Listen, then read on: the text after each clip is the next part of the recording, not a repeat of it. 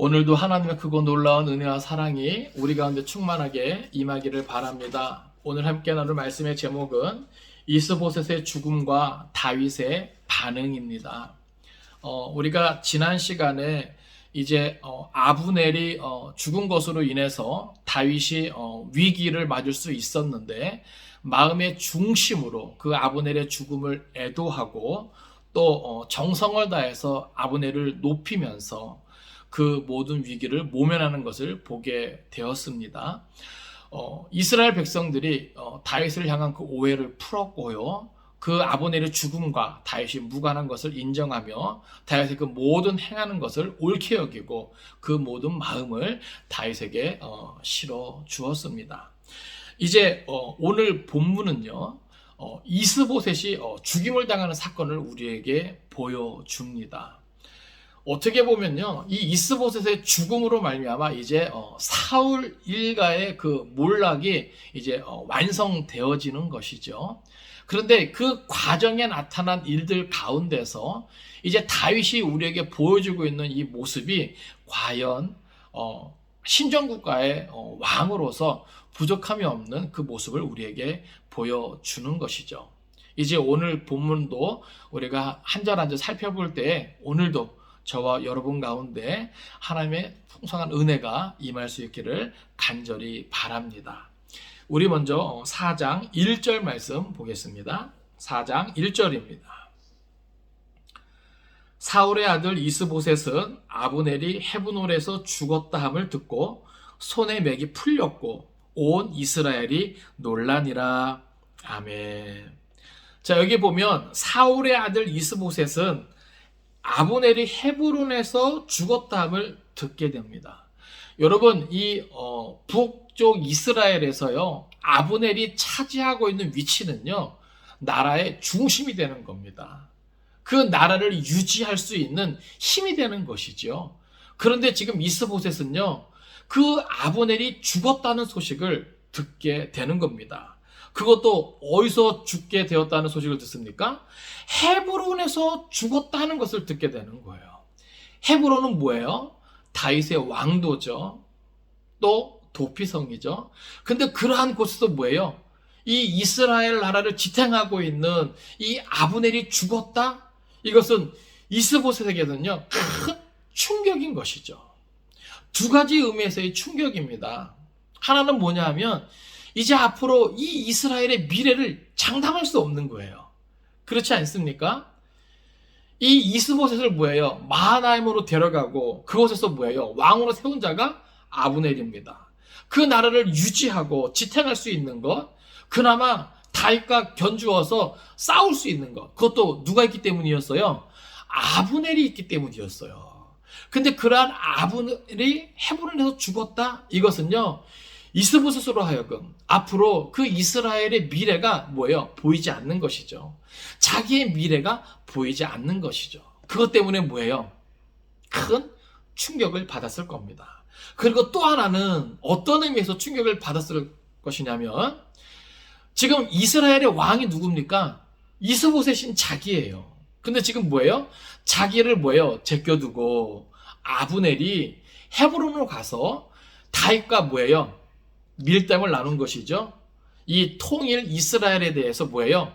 자기를 대신해서 아브넬이 그 모든 조약을 맺은 것에 대해서 이 이스보셋이 뭐예요? 알게 된 것 때문에 충격을 받았을 겁니다. 어찌됐건 이스보셋은 헤브론에서 아브넬이 죽었다는 것을 듣고 여기 보니까 손에 맥이 풀렸다. 그만큼 뭐예요? 충격이 컸다는 것을 의미하고요. 또 여기 보니까 온 이스라엘이 놀라니라. 이제 온 이스라엘이 뭐예요? 이스라엘의 그 미래를 생각할 때 암울한 것이죠. 예. 왜냐하면 이제 뭐예요? 이 아브넬이 죽은 것으로 인해서 그 나라가 온전히 유지될 수 있겠는가라고 하는 걱정이 앞서게 되는 겁니다. 그래서 오늘 사실 이 사건은요, 어떻게 보면은 이 사울 일가의 몰락을 어떻게 보면 결정적으로 보여주는 것이죠. 예, 그나마 이스보셋 때문에 명맥을 유지하지만 사실 그나마도 뭐예요? 이 아브넬이 있었기 때문에 사울 왕가의 그 명목이 좀 유지되는 거였거든요. 그런데 그러한 아브넬이 죽음으로 말미암아 이제 뭐예요? 실질적으로 이제 사울 왕가의 몰락은 끝이 이제 보이는 것이죠. 이제 2절, 3절은요. 이스보셋의 암살자들에 대한 소개를 우리에게 보여줍니다. 2절, 3절 보겠습니다. 사울의 아들 이스보셋에게 군 지휘관 두 사람이 있으니 한 사람의 이름은 바하나요, 한 사람의 이름은 레갑이라. 베냐민 족속 부에론 사람 림몬의 아들들이더라.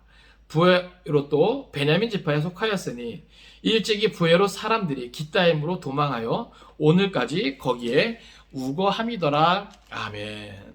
자, 이제 계속해서 사울 왕가의 몰락을 우리에게 보여주는데, 아브넬의 죽음을 접한 이스보셋과 이스라엘은 이미 큰 충격에 빠졌습니다. 그런데 뒤이어서 뭐예요? 성경은 이제 그 이스보셋마저 이제 죽게 되는 것을 이제 우리에게 보여주는데, 그것을 보여줌에 있어서 뭐예요? 이 이스보셋을 죽인 사람들이 누구냐, 어떤 사람들이냐라는 것을 우리에게 보여줍니다. 먼저 여기 보면 사울의 아들 이스보셋에게 군 지휘관 두 사람이 있으니, 사실 이 원문에는요 이스보셋이라는 표현이 없어요. 그냥 사울의 아들이라고만 표현되어 있습니다. 그만큼 이스보셋이 차지하고 있는 위치가 지금 이 북쪽 이스라엘에서 뭐예요? 미미한 것이죠. 예. 그러니까 그것을 이제 강조하는 거예요. 그만큼 뭐예요? 이 아브넬의 죽음 사건으로 인해서 이미 사울 왕가의 몰락은 뭐예요? 예, 끝을 봤다고 이제 그렇게 이제 인정하는 것이죠. 자, 사울의 아들 이스보셋에게 군 지휘관 두 사람이 있으니, 자, 여기서 말하는 이 군 지휘관은 아브넬과 같은 군장의 위치가 아닙니다. 그러나 뭐예요? 아브넬보다는 밑에 있지만 그래도 또 나름대로의 어떤 소규모의 군대를 지휘하는 지휘관으로서 그 위치를 보여주고 있는 것이죠. 그러니까 어떻게 보면 아브넬의 부관이라 생각하면 될 것입니다. 그러니까 아브넬이 죽은 다음에 뭐예요? 그 다음 정권을 장악할 수 있는 위치에 있는 사람들이 어떻게 보면은, 자, 이 두 사람을 소개하는데요. 여기 보면 한 사람의 이름은 바하나요, 한 사람의 이름은 레갑이라. 베냐민 족속 부에롯 사람 림몬의 아들들이더라. 부에롯도 베냐민 지파에 속하였으니. 자, 먼저 이 사람들을 소개하는데 두 사람을 소개합니다. 이 두 사람은 림몬의 아들들인데, 자, 바하나요 또 레갑이라 소개합니다. 근데 이들이 자, 어느 지파에 속했냐, 이것을 강조해주고 있냐면 베냐민 지파에 속했다라고 하는 거예요. 여러분, 사울이 어느 지파입니까? 베냐민 지파죠. 그러니까 다시 한번 해서 이것은 무엇을 우리에게 보여주냐면 사울 왕가의 이 몰락, 그 정점을 찍은 것이 다른 지파의 사람이 아니에요. 어느 지파의 사람이다? 같은 베냐민 지파의 사람이다라고 하는 거예요. 그러니까 이제 앞으로 나오게 될 이스보셋의 죽음에 대해서 이 아브넬의 죽음과는 또 다른 차원이죠. 아브넬의 죽음은 뭐예요? 이 아사엘의 죽음에 대한 요압의 개인적인 복수. 이 유다에 속한 요압이 그 아브넬을 죽인 것이죠. 그렇죠? 그런데 이 이스보셋의 죽음은 또 다른 차원이에요. 뭐냐면 이것은 뭐예요? 북쪽 이스라엘 안에서 어떻게 보면 내분이죠. 그 안에서 또 더더군다나 사울 왕가와 같은 지파인 베냐민 사람들에 의해서 이 이스보셋이 죽음을 당하게 된다. 이것을 뭐예요? 성경은 밝혀두는 것입니다. 그러니까 다시 말해서 뭐예요? 이스보셋의 죽음과도 누구는 무관하다? 다윗은, 유다는 무관하다. 이것을 나타내 주고 있는 겁니다. 또 이 같은 베냐민 지파에 속한 이 바하나와 이 레갑의 이 사연을 또 우리에게 일부러 보여주고 있는데 3절을 보세요. 일찍이 부에롯 사람들이 깃다임으로 도망하여 오늘까지 거기에 우거함이더라. 자, 보세요.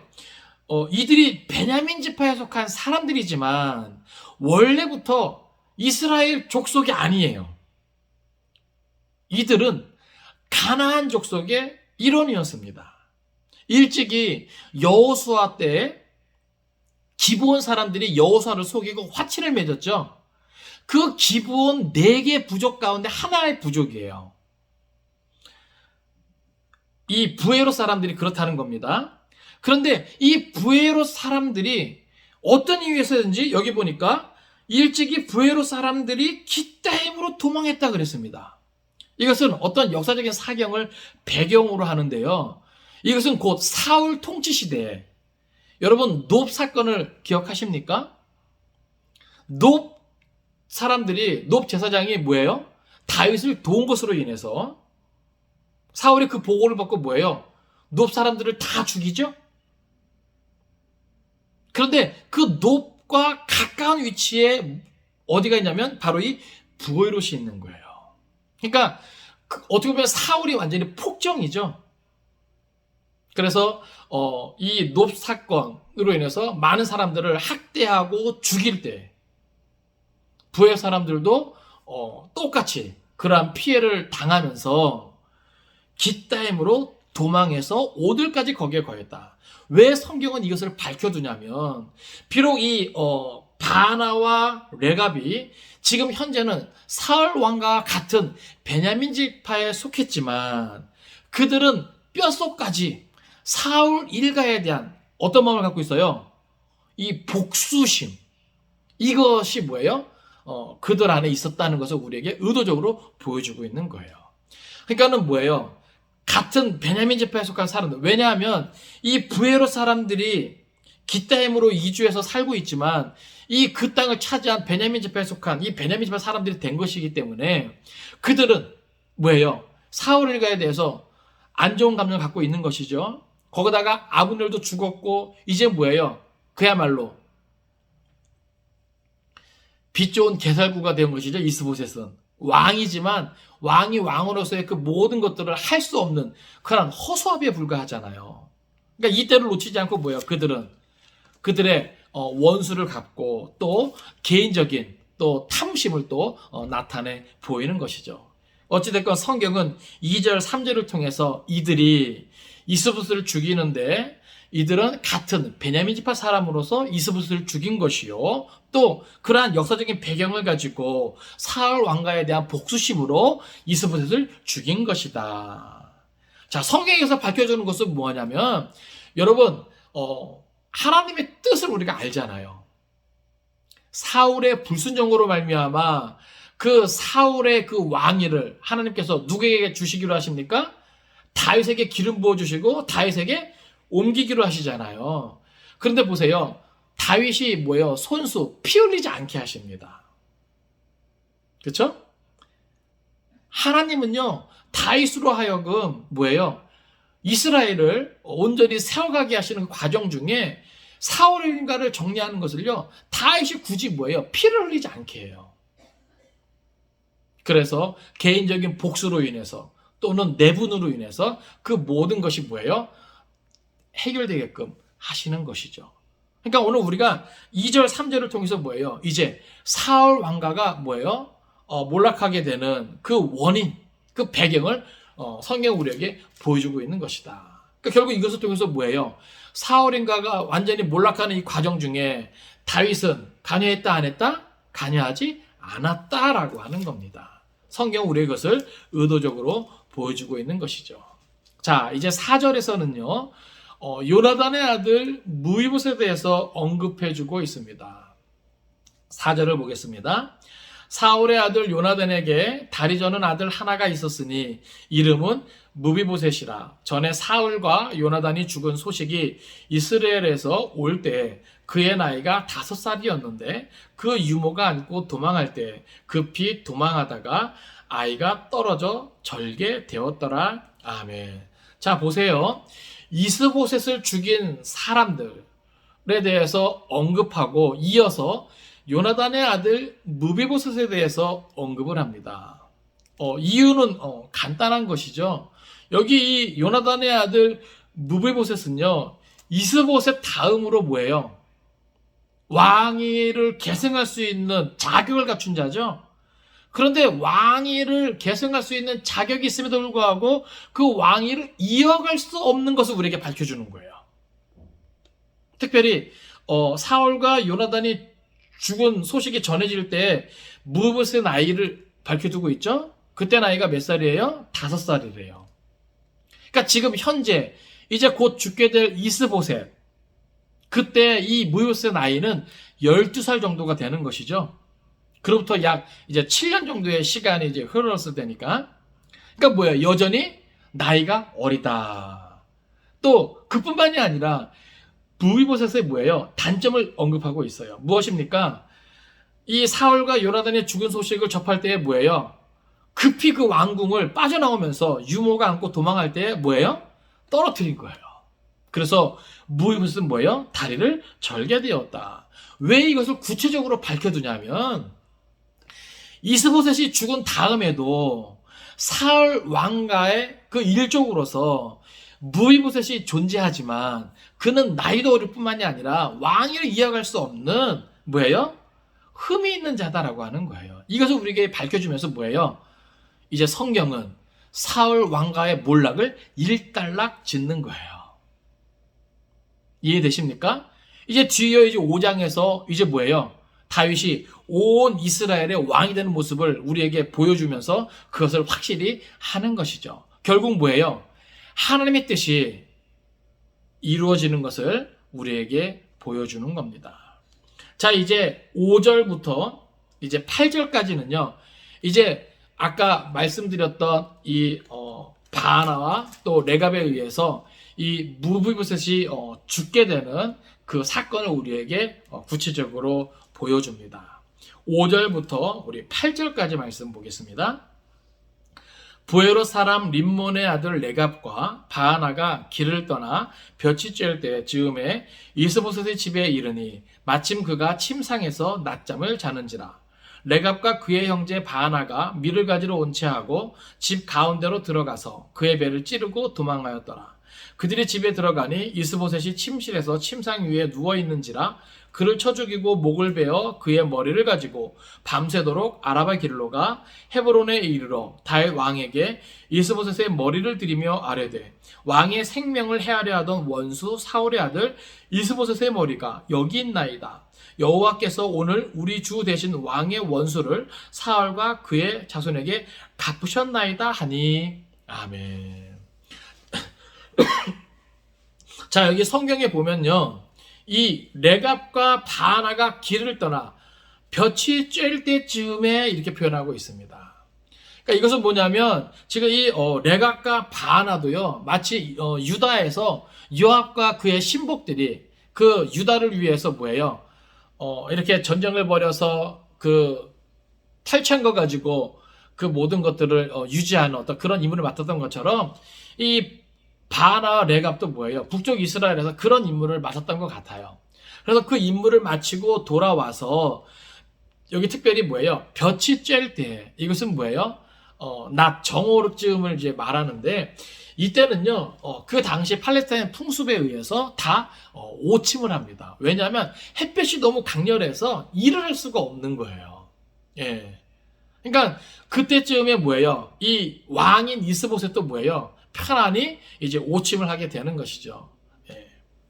근데 지금 뭐예요? 이 레갑과 바하나는 그때를 노린 것입니다. 그래서 여기 보면 볕이 쬐을 때쯤에 이스보셋의 집에 이르니 마침 그가 침상에서 낮잠을 자느니라. 자, 볕이 뜰 때 낮잠을 자는 것, 이것은 뭐예요? 그 당시 일상적인 그러한 생활 풍습입니다.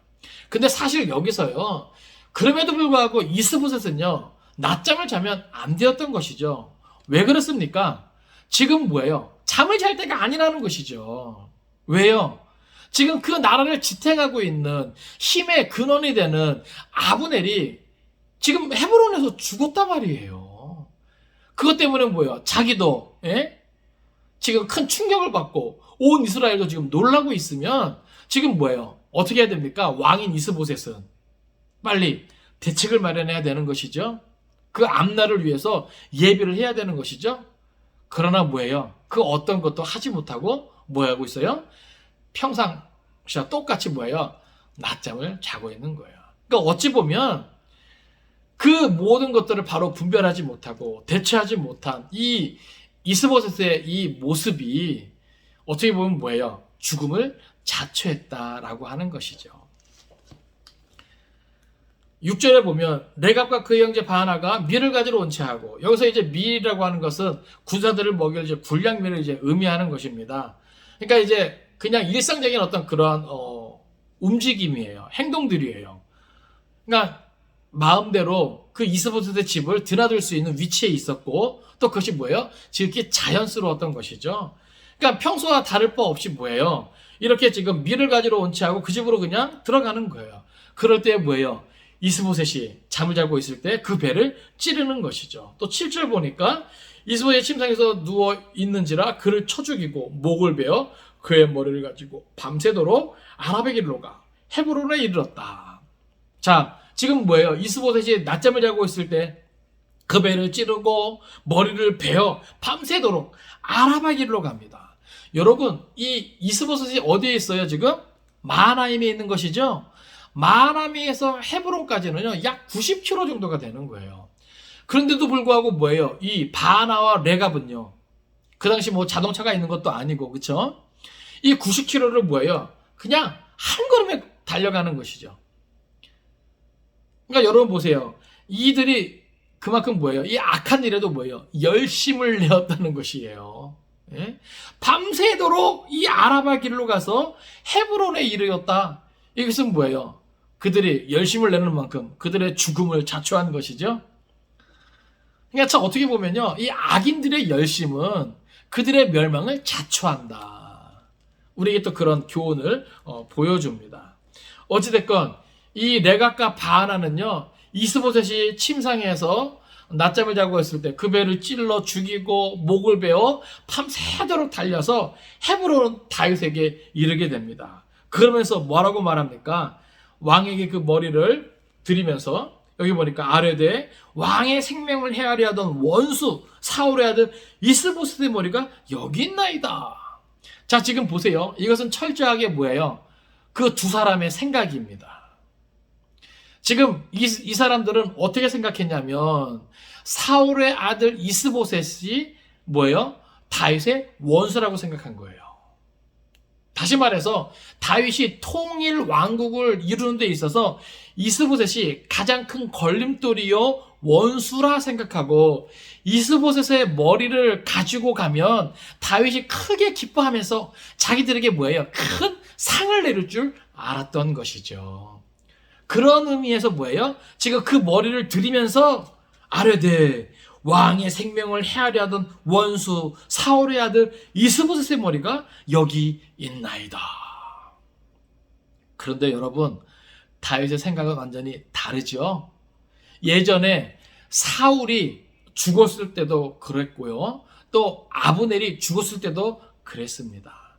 다윗은요, 하나님의 왕국 통일 이스라엘을 이룸에 있어서요, 뭔가 다른 사람들과 생각이 달랐던 거예요. 다윗은 철저하게 뭐예요? 하나님을 의지하고 하나님 앞에서 거룩한 모습으로 뭐예요? 그 통일 이스라엘을 향해 나아가고 있었던 것이죠. 그러니까 사사로운 감정으로 원수처럼 생각하지 않았어요. 그래서 뭐예요? 사울을 죽일 수 있는 기회가 있을 때에도 사울을 죽이지 않았던 것이죠. 그렇죠? 그리고 또 뭐예요? 아브넬이 왔을 때도 아브넬을 죽이지 않았던 것이죠.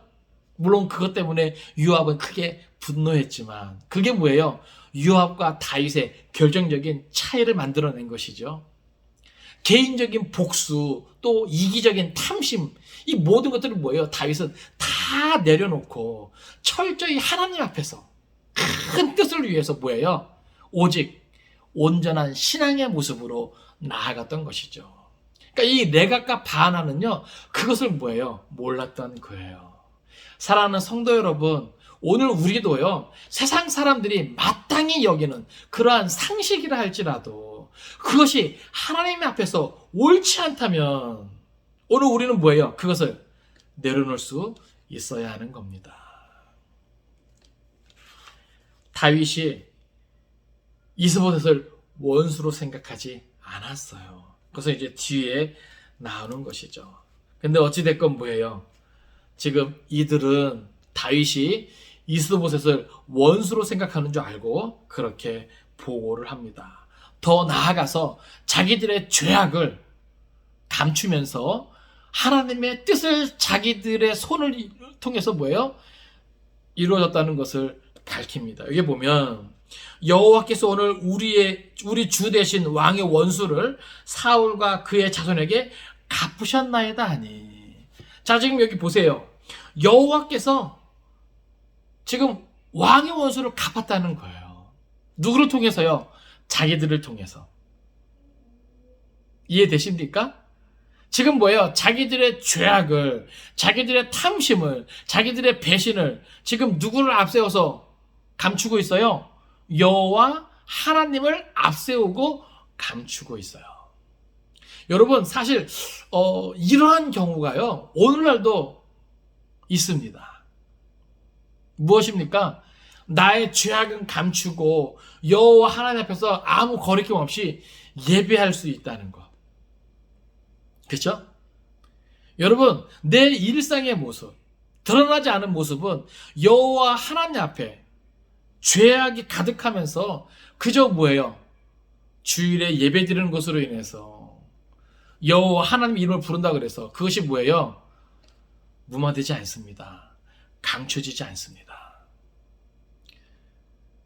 그러니까 오늘 우리가 여호와 하나님의 이름을 들먹인다 그래서 여호와 하나님 앞에 찬양을 부르고 또 말씀을 읽고 낭독한다 그래서 오늘 우리의 모든 죄와 허물이 감춰지지 않는다 이 말이에요. 네? 그러니까 지금 이 사람들은요, 지금 자기들의 잘못을 여호와 하나님을 앞서면서 애써 뭐예요? 감추고 오히려 그것을 뭐예요? 하나님의 의를, 하나님의 뜻을 이루어가는 것처럼 뭐예요? 둔갑시키죠. 그런데 9절에서 다윗이 나타내는 반응을 보세요. 역시 다윗은 하나님의 사람입니다. 9절 보세요. 다윗이 부에롯 사람 림몬의 아들 레갑과 그의 형제 바나에게 대답하여 그들에게 이르되 내 생명을 여러 환난 가운데서 건지신 여호와께서 살아계심을 두고 맹세하노니. 자, 지금 보세요. 하나님을 제대로 알지 못하는 이 레갑과 바나에게 다윗이 먼저 선언하고 고백하는 것은 뭐냐면, 지금 내 생명을 여러 환난 가운데서 건지신 여호와를 자기가 기억하고 있다는 겁니다. 이게 무슨 말입니까? 다윗의 생명 유지를 위해서는 인간적인 방법이 필요하지 않았다라고 하는 거예요. 이해되십니까? 이 신정 왕국, 통일 이스라엘을 이루어감에 있어서 다윗이 자기의 안위를 생각하고 그 모든 것을 세워감에 있어서 인간적인 방법, 그러니까 하나님의 뜻이 아닌 어떤 죄악된 모습으로 그것을 굳이 할 필요가 있다 없다는 것을 밝히고 있는 거예요. 이 레갑과 바나는 뭐예요? 지금 다윗의 원수인 이스보셋을 편안히 낮잠 자고 있는 사람을 뭐예요? 배를 찔러 죽이고 그 목을 베어서 오히려 다윗에게 칭찬받고 상을 받을 줄 알았는데 자기들을 통해서 여호와 하나님의 뜻이 이루어졌습니다 라고 하는 것을 나타내려고 했는데 오히려 다윗은요, 그들의 악함을 보고 그 악함을 뭐예요? 드러내고 있는 거예요. 하나님의 나라 이스라엘을 온전히 이루어감에 있어서 세워감에 있어서는 너희들의 도움은 필요치 않다라고 하는 거예요. 너희들의 그 불순한 의도를 가진 그 도움은 아무 필요 없다라고 하는 겁니다. 사랑하는 성도 여러분, 오늘날 교회가 세워지는 것, 하나님의 가정이 세워지는 것, 하나님의 사람들이 세워지는 것 또한 마찬가지입니다. 불의한 방법으로, 불순한 방법으로 교회를 세우고자 하면 안 됩니다. 믿음의 가정을 세우고자 하면 안 됩니다. 하나님의 사람들이 불의한 방법으로, 불순한 방법으로 서고자 하면 안 됩니다. 하나님은요, 하나님의 사람을 지켜주시고 보호하시고 이끌어주시고 다스려주십니다. 하나님의 사람은 하나님이 책임지십니다. 하나님의 가정, 하나님의 공동체는 하나님이 책임져 주십니다. 우리 산돌교회도 하나님이 책임져 주십니다. 저 이병호 목사도 하나님이 책임져 주십니다. 여러분 한 사람 한 사람도 하나님이 책임져 주십니다. 사랑하는 성도 여러분, 우리가 해야만 하는 것은 모든 불의한 모습을 제거하는 것입니다. 모든 불법을, 모든 부조리를 제거하는 것입니다. 오늘 우리가 이 신앙 고백을 했으면 좋겠어요. 여러분, 만약에 다윗이 아니라 그냥 죄악을 서슴지 않고, 그죠? 수단과 방법을 가리지 않는 사람이라면 지금 이 상황에서 어떻게 했겠습니까? 어이구, 잘했다. 예? 골칫거리였는데 이제 그 남은 잔존 세력을 어떻게 처리하나 걱정했었는데 너희가 큰 공을 세웠구나 하고 상을 내리지 않겠습니까? 그러나 다윗은 그렇지 않아요.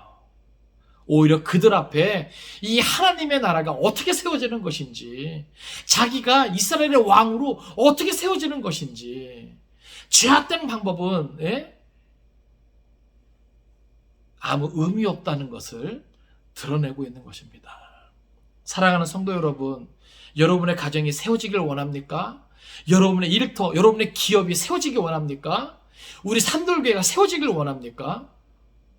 오직 여호와 하나님의 은혜로 되는 것입니다.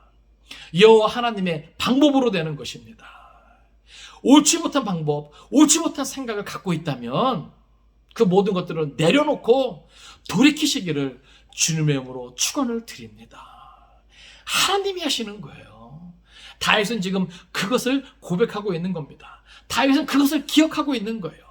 내 생명을 여러 환난 가운데서 건지신 여호와께서 살아계심을 두고 맹세하노니. 이게 무슨 말이냐면, 야, 굳이 너희가 그렇게 하지 않아도 하나님은 나를 이스라엘의 왕으로 세워가실 것이라는 것을 뭐예요? 확신하고 있는 거예요. 이 어렵고 힘든 코로나 시대에 우리 산들교회가 앞이 보이지 않는 것 같지만, 미래가 없는 것 같지만, 여러분, 하나님은 하나님의 방법으로 세워가실 줄로 믿습니다. 너무 조급해하지 마세요. 두려워하지 마세요. 어렵고 힘든 시간들을 하나님께서 잘 이기게 하실 것입니다. 견디게 하실 줄로 믿습니다. 이 시간을 통해서 여러분의 삶을 돌아보고 여러분의 삶 가운데 모든 악을 제거할 수 있기를 바랍니다. 우리 공동체 안에 있는 모든 악을 제거할 수 있는 시기로 삼을 수 있기를 바랍니다.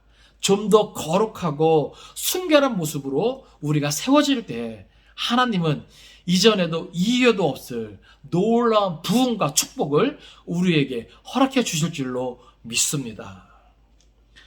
이제 다윗은요, 전에 있었던 일을 떠올립니다. 10절 보세요. 전에 사람이 내게 알리기를, 보라, 사울이 죽었다 하며 그가 좋은 소식을 전하는 줄로 생각하여서도 내가 그를 잡아 시글락에서 죽여서 그 소식을 전한 가품으로 삼았거든.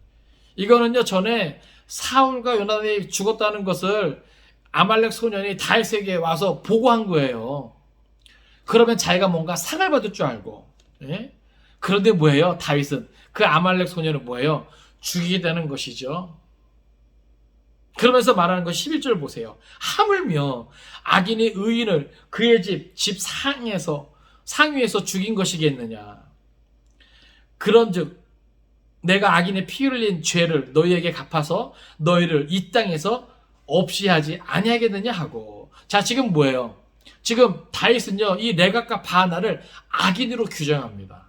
그리고 이스보셋을 뭐예요? 의인으로 규정해요. 왜냐하면 이 상황 속에서 이스보셋이 죽을 당시 이스보셋은 아무것도 아니었다는 것이죠. 그러니까 그들에게 죽임을 당할 어떤 것도 하지 않았다는 거예요. 그런 의미에서의 의인이라고 하는 겁니다. 어떤 신앙적인 차원에서 의인을 말하는 게 아니에요. 또 이 바나하고 레갑을 다윗은 뭐예요? 악인으로 규정하는 것이죠. 그것은 뭐예요? 하나님 앞에 죄가 된다라고 하는 거예요. 무방비 상태로 있는 사람을 대낮에 그렇게 배를 찔러 죽이고 목을 베면서 욕을 보인 것.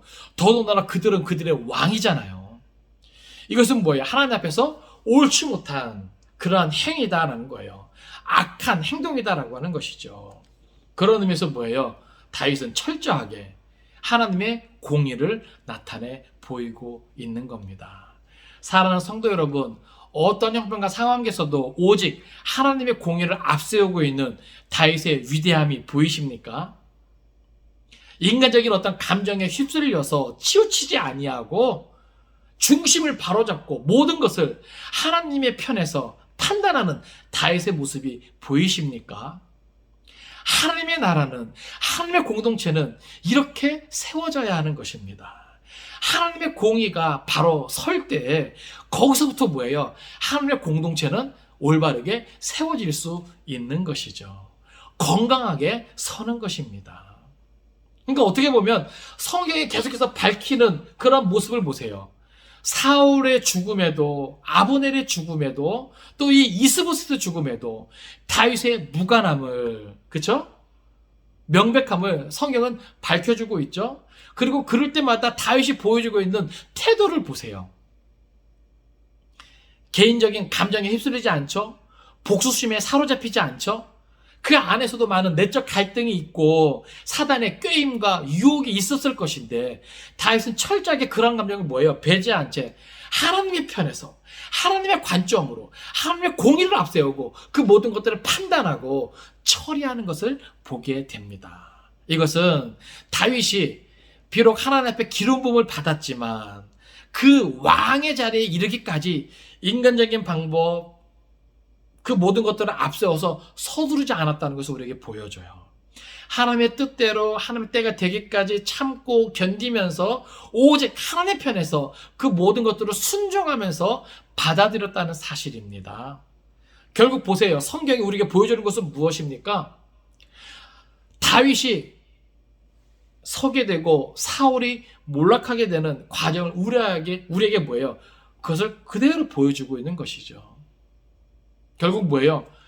사울이 몰락하는 것은 사울의 범죄 때문이요, 불순종 때문이고, 다윗이 서게 되는 것은, 굳건하게 되는 것은 결국 뭐예요? 다윗의 올바른 신앙, 믿음의 순종 때문인 것을 우리에게 보여줍니다.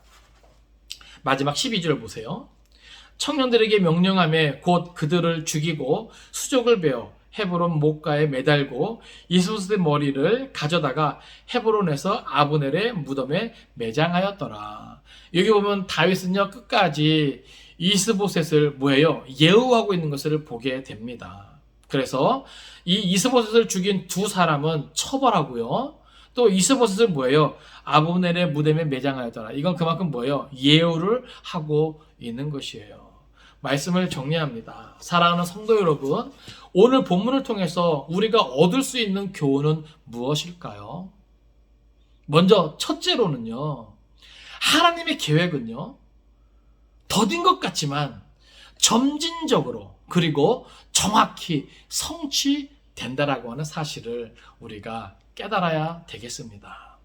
여러분, 다윗이 하나님 앞에 기름 부음을 받고 지금 수십 년이 지났죠. 그쵸? 하나님의 뜻이 이루어지지 않을 것만 같은 상황이 얼마나 반복되었습니까? 결국 오늘 본문을 통해서 뭐예요? 그 마침표를 찍게 되는 것입니다. 이것은 무엇을 나타내냐면 하나님의 뜻은, 하나님의 약속은 더디더라도 반드시 뭐예요? 이루어진다라고 하는 겁니다. 하나님께서요, 이 땅에 메시아를 약속해 주시고 수천 년이 지난 다음에 예수 그리스도께서 오셨지요. 또 반드시 다시 오실 예수를 성경은 우리에게 약속해 주고 있습니다. 그 뒤로 뭐예요? 또다시 수천 년이 지나고 있는 것이지요. 여러분, 예수님이 다시 오지 않을 것 같지만 기억하십시오. 하나님의 약속은 더딘 것 같아도 점진적으로 정확히 이루어지는 것입니다. 이미 뭐예요? 예수님의 다시 오심의 그 징조들이 곳곳에 나타나고 있는 것이죠. 마지막에 대한 징조가 뭐예요? 곳곳에서 보이고 들리게 되는 것입니다. 다윗이 결국 이제 통일 이스라엘의 왕의 자리에 오르게 되는 것이 이제 5장에 나오게 되는데 오늘 우리는 이 본문을 통해서 하나님의 뜻이 비록 서서히 점진적이지만 그래도 온전히 이루어진다. 우리가 다시 한번 그것을 기억하기 원합니다. 또 오늘 본문을 통해서 우리가 깨달을 수 있는 교훈은 무엇이냐면 사람을 의지하면 필히 낙심하는 날이 이르게 된다는 사실이에요. 오늘 이스보셋과 이스라엘이요 크게 충격을 받고 낙심하는 모습을 보게 됩니다. 그것은 왜 그렇습니까? 그 이스라엘을 생각함에 있어서 그들은 누구를 의지했던 거예요? 아브넬을 의지했던 것이죠. 하나님의 뜻을 외면하고 오직 사람, 이스라엘을 유지를 위해서 아브넬을 바라고 의지했던 그 이스보셋과 이스라엘이 뭐예요? 크게 낙심하는 모습을 보게 됩니다. 여러분, 오늘 우리도 마찬가지예요. 오늘 우리는요 온전히 하나님을 바라고 의지해야 합니다. 특별히 어렵고 힘든 때에 사람이 아니라 다른 어떤 누구가 아니라 오직 하나님만을 바라보고 의지해야 됨을 깨달으시기 바랍니다. 또 한 가지 생각해 볼 것은요, 지금 우리는 영적으로 깨어 있어야 할 때라고 하는 것이죠. 지금 이 시대를 바로 분별하고 우리 앞에 놓인 이 긴박한 영적인 상황을 우리가 깨닫고, 비록 뭐예요? 정오쯤에 오침하는 것이 일상이라 할지라도, 그들의 풍습이라 할지라도 이스보셋은 편안히 잠을 자서는 안 되었던 것이죠.